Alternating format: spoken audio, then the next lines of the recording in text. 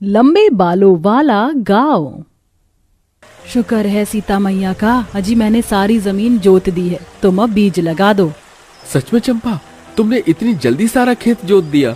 लेकिन ये हल तो कितना भारी था, कंधे पर भी नहीं उठाया जाता है।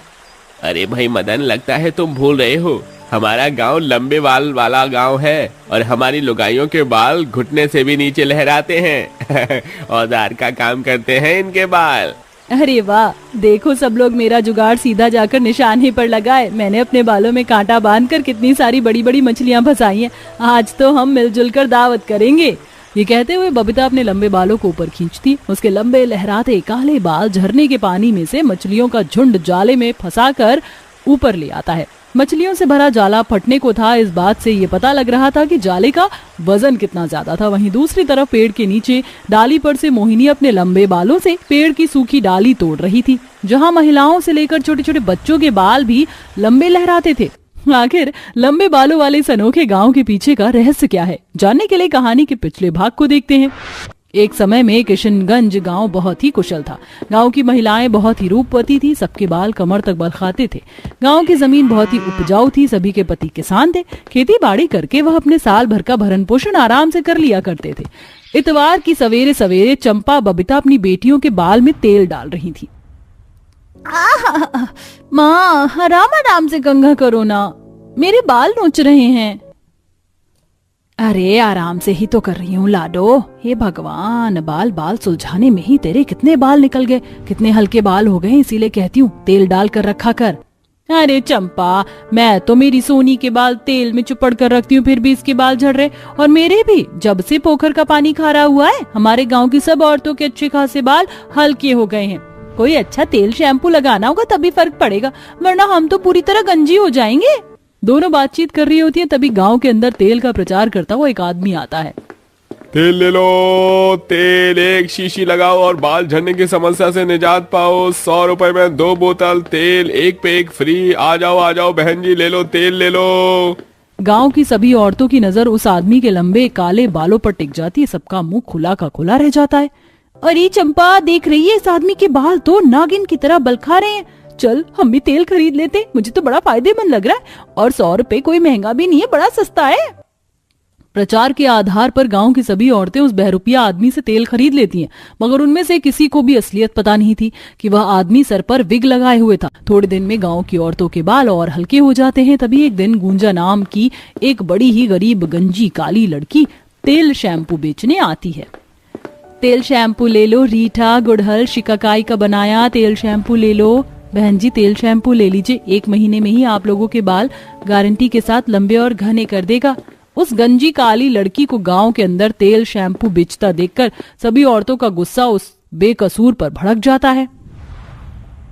ये गंजी पटेल, काली कलूटी, बैंगन लूटी भी उस आदमी की तरह ठगेरू है। मैं तो कहती हूँ इसे चप्पल और जूते की माला पहनाते हैं और इसका मुंह काला करके यहाँ से निकलते हैं, तभी इन लोगों का ऐसा झूठा प्रचार करने की आदत जाएगी।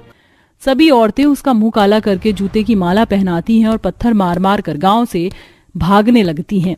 बेचारी गुंजा रोती बिलखती है। भगवान के लिए मत मारो मुझे, निकल जा हमारे गांव से, वरना तेरी जान निकाल देंगे। तुम सब औरतों ने मिलकर मेरी जान ली है, तुम मेरी मौत की कसूरवार हो, इसलिए इस गांव की धरती श्रापित होगी और अब कोई अन्न की बाली यहाँ नहीं उपजेगी। तुम सब भुखमरी के शिकार होगे। ऐसे बोलकर गंजी गुंजा दम तोड़ देती है। पूरी धरती बंजर हो जाती है, गांव में सूखा और अकाल आ जाता है। यहाँ तक कि पूरा का पूरा गांव गंजा और बदसूरत हो जाता है। लोग उनकी शक्ल को देखकर भीख भी नहीं देते, सब अपनी बुरी दुर्दशा में अपने गुनाहों से तौबा करते हैं। तुम औरतों के कारण उस लड़की के श्राप पूरा गांव भुगत रहा है। अपने पापों का पश्चाताप करो, वरना हम सब मर मिटेंगे। जलन में हमसे बड़ी भूल हो गई काकी, हे ईश्वर हम पर तरस खा, हमें बचा। तभी उस लड़की की आत्मा उन्हें दिखाई देती है। तुम लोगों को तुम्हारी भूल का एहसास है, लेकिन मैं अपनी श्राप को तो लौटा नहीं सकती। लेकिन मैं तुम्हें वरदान देती हूँ कि गांव की सभी औरतों के बाल जादुई बाल हो जाएंगे, जिसे तुम औजार और अपनी ताकत के रूप में इस्तेमाल कर सकती हो। मगर अगले 1 साल तक ये जमीन कंटीली झाड़ी उपजेगी, इसलिए यहाँ से पूर्व की दिशा में चले जाओ। वहाँ एक विशाल पेड़ है, सब उस पेड़ पर ही बस जाओ। देखते देखते चमत्कार हो जाता है। सभी औरतों और बच्चों के लंबे बाल लौट आते हैं जब उस पेड़ पर आ जाते हैं जिसके चारों ओर जिंदा चट्टान से जल के सोते बहते हुए झरने गिर रहे थे। ये पेड़ तो कितनी खतरनाक जगह पर है, हम लोग वहां तक कैसे पहुंचेंगे? एक तरफ झरना है, दूसरी तरफ खाई, जरा भी पैर डगमगाया तो जान से जाएंगे। आप सभी घबराइए मत, हम अपनी लंबे बालों को रस्सी के रूप में इस्तेमाल करके उस पेड़ वाले स्थान तक पहुंच जाएंगे। ए मेरे जादुई लंबे बाल, और लंबे हो जाओ। मोहिनी के ऐसा बोलते ही उसके बाल रस्सी के जैसे लंबे होते जाते हैं। पूरा गांव बालों के सहारे उस पेड़ तक पहुंचता है। ये पेड़ तो कितना विशाल, बड़ा और ऊंचा है, इस पर तो हमारा पूरा का पूरा गांव समा जाएगा।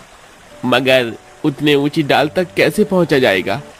बालों की सहायता से। अब इसी पेड़ पर हम अपना लंबे बालों का गांव बसाएंगे।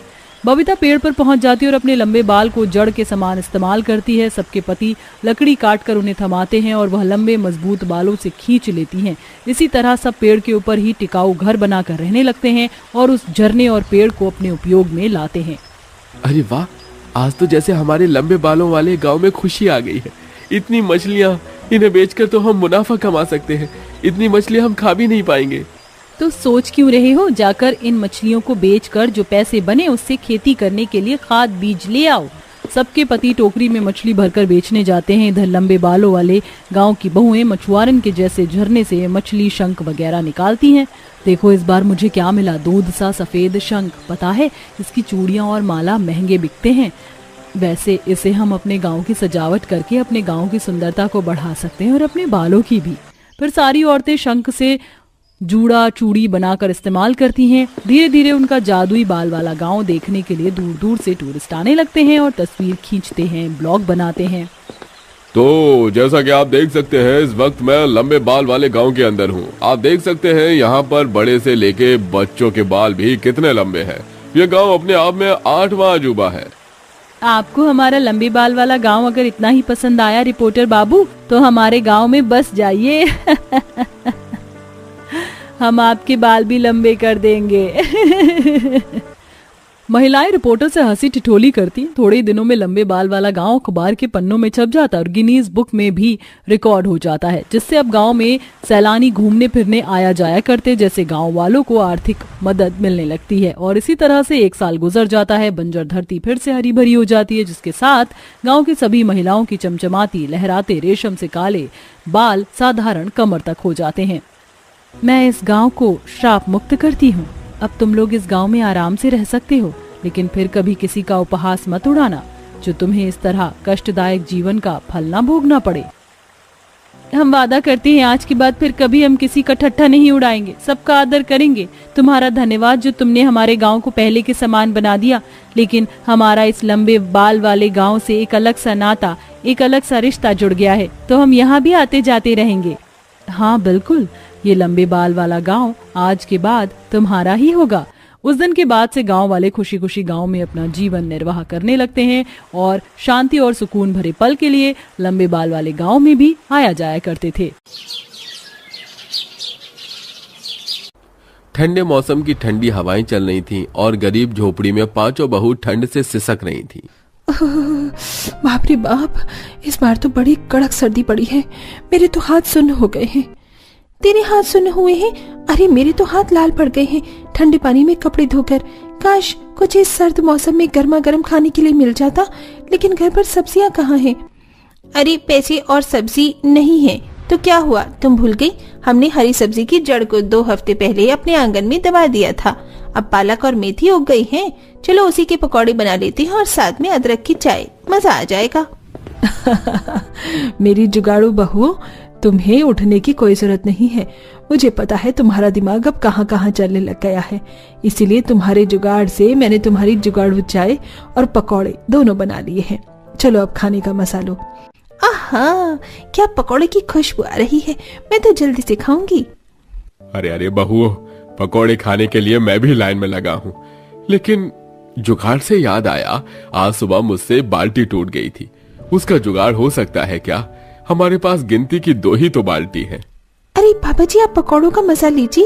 उस बाल्टी को ठीक करना तो हम 5 बहू के बाएं हाथ का खेल है। पांचों बहू अपने सास ससुर के साथ ठंड में गर्मा गर्म पकौड़े का मजा लेती हैं और फिर ससुर की टूटी प्लास्टिक की बाल्टी को एक खराब टूथब्रश को पिघलाकर उसी टूटी हुई जगह पर लगाती हैं जहां प्लास्टिक चिपक जाती है और बाल्टी ठीक हो जाती है। फिर मालिनी बाल्टी में पानी डालकर सास ससुर को दिखाती है। देखा, बाल्टी एकदम ठीक हो गई ना आपकी जुगाड़ू बहू से। वाह वाह बहू, तुम पांचों की जुगाड़ से तो घर में बहुत फायदा हो जाता है। भगवान सबको तुम जैसी बहुएं दे। पांचों बहुएं घर में हर किसी चीज का हल जुगाड़ से निकाल लिया करती थी। क्या कोई बड़ी परेशानी आने पर वो अपने जुगाड़ से परिस्थिति का सामना कर पाएंगी, ये जानने के लिए आइए हम कहानी में आगे बढ़ते हैं, जहां पांचों बेटे पहाड़ी क्षेत्र में चट्टान तोड़ने और पत्थर उठाने का काम किया करते थे। लेकिन उनका काम इतना मंदा था कि घर वालों की 2 वक्त की रोटी भी पूरी नहीं हो पाती थी। एक दिन उनके गांव में पानी की समस्या हो गई, जिस वजह से सभी लोग बाल्टी, मटके इत्यादि लेकर दूर से हैंडपंप और नदी से पानी लेकर आ रहे थे। माँ जी, हम तो खुद 12 लोग हैं।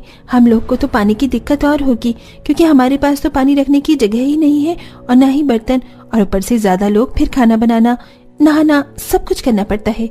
हाँ माँ जी, भले ही सर्दी हो लेकिन पानी तो चाहिए ना। मेरे पास एक जुगाड़ है। हम जमीन में एक गड्ढा कर लेते हैं, जैसे कि तालाब में पानी रहता है। हम उस गड्ढे में पानी को जमा कर लेंगे, जहाँ से हम पानी भी पी पाएंगे और खर्च भी कर पाएंगे, और लकड़ी के फट्टे से ढक देंगे। अरे हाँ, ये जुगाड़ तो बढ़िया है। तभी पांचों बहू घर के बाहर की जमीन में खोदना शुरू करती हैं और फिर रस्सी से एक बड़ी सी बाल्टी डाल देती हैं, जिसमें नदी से भर भर कर पांचों पानी पलट देती हैं और उनका 2 हफ्ते तक का पानी का गुजारा हो जाता है, जिससे वो खाने पीने, नहाने और कपड़े धोने के काम में इस्तेमाल करती हैं। जुगाड़ू बहू इतने जुगाड़ू किस्म की थी कि उनकी साड़ी भी फट जाती थी तो हाथ से सिल लिया करती थी, वरना उनके पर्दे खोल कवर बनाकर काम में ले लेती थी। सब कुछ सही चल रहा था, लेकिन गांव के उनके रिश्तेदार उनकी जमीन के पीछे काफी समय से पड़े थे, इसलिए वो सरपंच को पैसे खिलाकर जमीन अपने नाम करने की करते हैं। देखो सरपंच जी, हम तुम्हें मुंह मांगी कीमत दे चुके हैं। हमें वो जमीन हर हाल में चाहिए। किसी भी तरह उन गरीब परिवार वालों को निकालो, उनकी 5 बहू बहुत तेज है। मुकेश जी, आप चिंता मत कीजिए। आपको थोड़ी सी एक्टिंग करनी है और थोड़ा सा झूठ मुझे बोलना है। उसके बाद गांव वाले खुद मिलकर उन्हें धक्के मार के निकाल देंगे।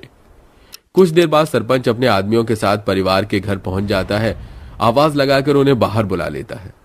अरे सरपंच जी, आप कहिए, क्या बात है?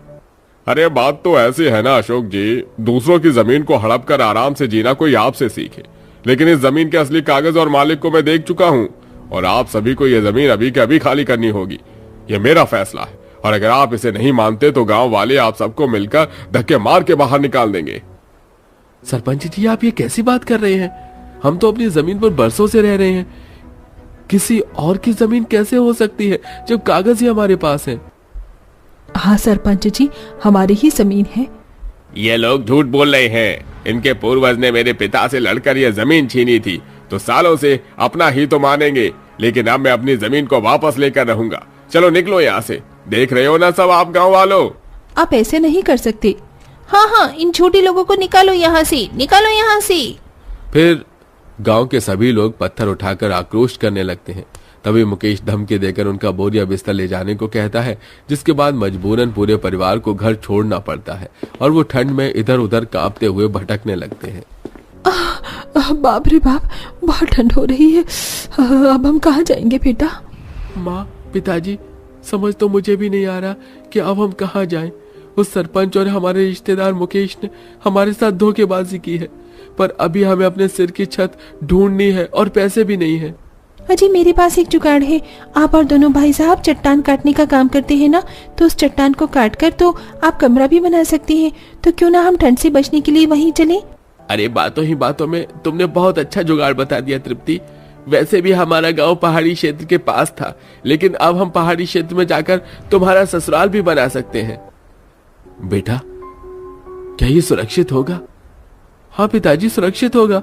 चलिए, पहाड़ पर पहुंचते पहुंचते और ठंड हो जाएगी। फिर सभी लोग चलते चलते ठंड में पहाड़ों पर पहुंच जाते हैं, जहां पांचों भाई के साथ 5 जुगाड़ बहू भी चट्टान काटने का काम करती हैं और देखते ही देखते जुगाड़ से वो एक बड़ा कमरा तैयार कर लेती हैं, जहां एक बहू पास की मिट्टी लेकर चूल्हा बनाकर तैयार कर लेती है और लाए दाल चावल अनाज से वो अपने उस वक्त का खाना तैयार कर लेते हैं। शुक्र है खाना तो बन गया, लेकिन इतनी ठंड लग रही है कि खाना खाया ही नहीं जा रहा है। इस पहाड़ी ससुराल में कुछ जुगाड़ हो सकता है क्या? अरे दीदी, यहाँ आसपास इतने पेड़ हैं, मैं कुछ लकड़ी लेकर आ जाती हूँ। आग जलाकर खाना खाएंगे जिससे ठंड भी ना लगे। फिर सुभद्रा और उसका पति आसपास के पेड़ की लकड़ी काट कर घर ले आते हैं और उसको जला देते हैं, जिसके बाद उनकी ठंड थोड़ी कम होती है और वो चैन से खाना खा पाते हैं। लेकिन लेटते टाइम उन्हें वो पथरीली जगह बहुत चुभती है।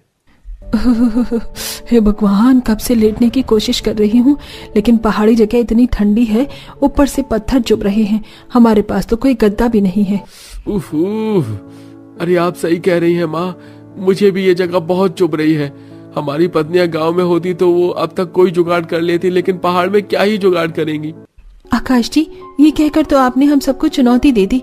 हम पांचों इतनी जुगाड़ू हैं कि हर परिस्थिति में कुछ न कुछ हल निकाल लेती हैं। तुम लोगों को कुछ जुगाड़ आया? मुझे तो आ गया। मुझे भी आ गया। हम अभी आप सबका लेटने का बंदोबस्त करते हैं। पांचों जुगाड़ू बहुएं अपने गुफा जैसे घर से बाहर निकलकर आसपास के मुलायम घास और सूखे पत्तों को इकट्ठा कर लेती हैं, जिसे वो सबके लेटने की जगह पर बिछा देती हैं और फिर ऊपर से मुलायम घास डाल देती हैं, जिससे उन्हें वो जगह चुभना बंद हो जाती है और आराम से सब लोग लेट जाते हैं। वहीं पक्षियों के नरम पंख से वो एक नरम रजाई बना लेते हैं, जिसे ओढ़कर वो सोया करते थे। अरे वाह बहू, अब तो बहुत अच्छा लग रहा है। पहाड़ी ससुराल वाले पहाड़ी क्षेत्र में किसी तरह ले राशन से अपना गुजारा चला लेते हैं। फिर एक दिन, माँ जी, हम जितना सामान अपने घर से लेकर आए थे अब वो खत्म होने को आया है। मुझे लगता है हमें खाने पीने के लिए जुगाड़ कर लेना चाहिए, क्योंकि गांव छोड़ने के बाद हमारे पतियों के पास काम भी नहीं है। हाँ बहू, तो बिल्कुल ठीक कह रही है। माँ जी, मैं कुछ सब्जी लाई थी जो सब थोड़ी उग गई है और मैंने बनाई नहीं। मैं इन्हें यहाँ आसपास की मिट्टी में दबा देती हूँ, क्या पता इनसे उग जाए।